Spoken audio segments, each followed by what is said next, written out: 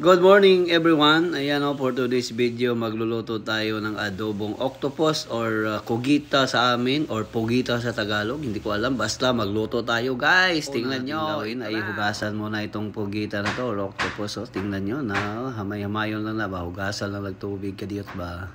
Karon natapos naghugas ato nang ibutang sa nagkulo-kulo na tubig kahit saglit lang sa amo pa ni pakuratan para makuratan ning pugita or octopus. Ayan no, ato nang pabukalan kadiyot para lambi jud siya kaayo.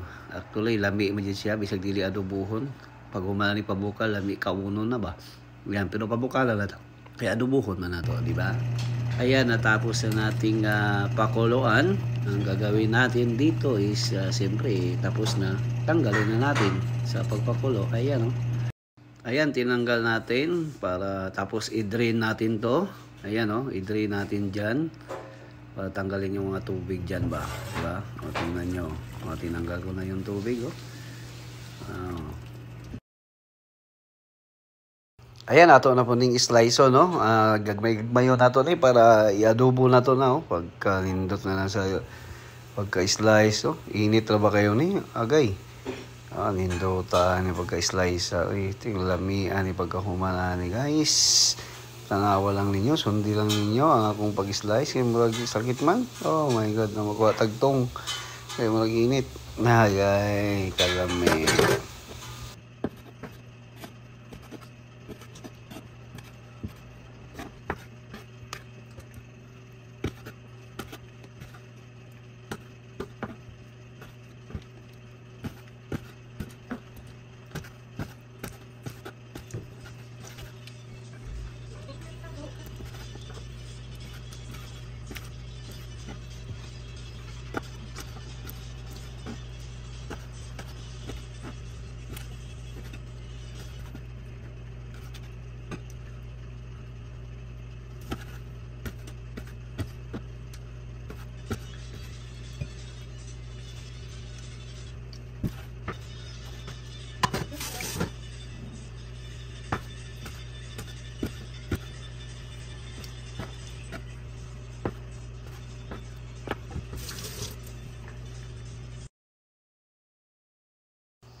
Ayan o, susunod na natin lagyan ng ating kawali ng olive oil. Ayan o, nilagyan na natin yan. Olive oil ang gamit natin para healthy tayo guys. At pagkatapos nito at ilagyan natin ng mga sangkap. Painitin lang natin konti. Relax muna tayo. Pagkatapos ilagay natin yung sangkap. Ang una natin yung bawang, loya. Pagkatapos sibuyas bombay. Ayan, painitin natin. Okay-okayon ba? Ayan. Ayan o, di ba? Napakagaling ko dyan, no? Kahit hindi ako makita, pero okay lang.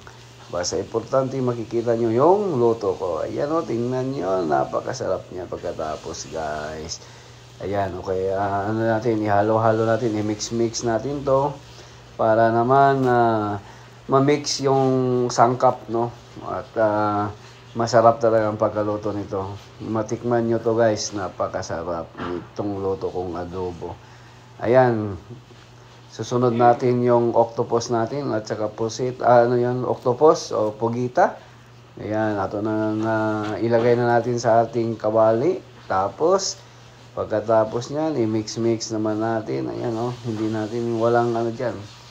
Walang maiiwan talaga kasi sulit na sulit yan kasi masarap yan eh. Ayan o, i-mix natin or halo-halo natin. Ayan, pagkatapos niyan, lagyan natin ng dato puti, soy sauce. Dato puti, baka naman, ito ang gamit namin dito sa Canada. Dato puti ha. Ayan, buti na lang dumating ang dato puti dito sa Canada. Ayan, napakasarap. Dagdagan natin konti, parang kulang pa ang soy sauce natin. Ayan o. Ayan, nagdagan natin. Oh, tama na. Ay, sobrahi. Ayan, pagkatapos niyan, yung, paminta. Ayan, oh. Budbura natin ng paminta. Ayan, oh. Ayan, oh, diba? Para masarap talaga. Magluto naman ako. Minsan lang ako magluto, tapos hindi natin pasarapin. Kailangan masarapan si Mrs. sa pagluto natin, pagkain ni Mrs. mamaya. Guys, oh. Ayan, pagkatapos niyan, okay-okayon ba? O halo-halo, i-mix-mix. Yan, no? Ganyan ang pagluto ng pusit, ng pugita. Ng pugita, ayan, no? Ayan. lagyan natin ng asukal konti para matamis-tamis naman. Para may lasang tamis ba, para sweet ba, di ba? O yan, napakasarap niyan mga iyan o guyuan o ganyan tayo. Tapos ang gamit natin karahay, from Pinas yan ha, made in Philippines yan ha. Ayan o. Ayan, i-mix-mix natin yan. Napakasarap niyan mamaya. Tingnan nyo lang at watch and learn lang. Lagyan natin ng dato puti vinegar. Ayan o, dato puti. Baka naman dyan. Di ba?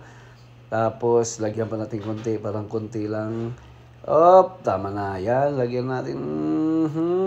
Tapos, hindi na natin i-mix-mix kasi nandyan na yung vinegar. Ayan. Tapos, takpan natin.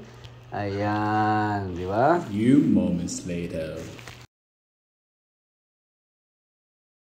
Ayan. Buksan na natin. Approve na. Talagang approve na rin. Takpan natin ulit. Para at least maluto talaga. Ayan binuksan naman natin ulit. Tapos minimix na naman natin para talagang naghalo-halo yung doon. Mga sangkap. Parang kulang pa ng tuyo. Lagyan natin ng tuyo konti. Ayan, lagyan natin ng dato puti soy sauce konti. Ayan Ayan, pagkatapos, i-mix naman natin dyan. Ayan, ganyan lang. Simpleng buhay lang. Simpleng dito sa Canada, ganyan tayo. Ayan, di ba? Tapos, ayan. Takpan ulit. Tapos, habang lagyan tayo na magluto, maglinis-linis sa gilid. Para malinis ang ating area. Ibalik natin ating mga sangkap dito sa gilid para malinis naman yung kusina natin, guys. Ayan, tapos na. Mix na naman tayo. Ayan nakita nyo na nag-mix tayo ngayon. Ayan, tapos tikman natin. Ayan, hindi na ako nakapakita sa camera sa pagtingin ko para hindi nyo ako makita, Takpan ulit. Last ng takip to. Luto na to. Ayan, Ayan, di ba? Ato nang ilagay na natin sa ating bowl para kakain na tayo. Ayan, approve na talaga. Approve na daw. Sabi ng cook. Approve na, boss. Ayan, Ayan, tapos, ayan, na tayo. Prepare na ang ating ayan, nilagay na sa ating plato, guys. Ayan para prepare na sa ating kainan mamayang lunch time. Ayan Ayan, di ba? Napakasarap niyan. Ipakita ko sa inyo ang aking lutong adobong octopus. Napakasarap. Ayan ganito kami mag-adobo. Hindi ko alam kung ganyan din yung mga kaibigan natin. Basta ako, ganyan ako mag-adobo. Tingnan nyo. Napakasarap na yan, Ayan, kainan na. Mga iyan guyuhan. Kainan na tayo. Approve na tayo. Tikman natin, Oh my God. Ang sarap-sarap. Approve, Ayan, Okay na.